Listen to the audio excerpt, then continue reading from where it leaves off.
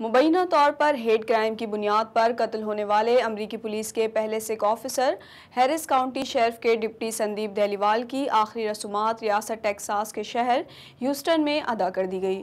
مرحوم کو ان کی خدمات پر زبردست خراج عقیدت پیش کیا گیا۔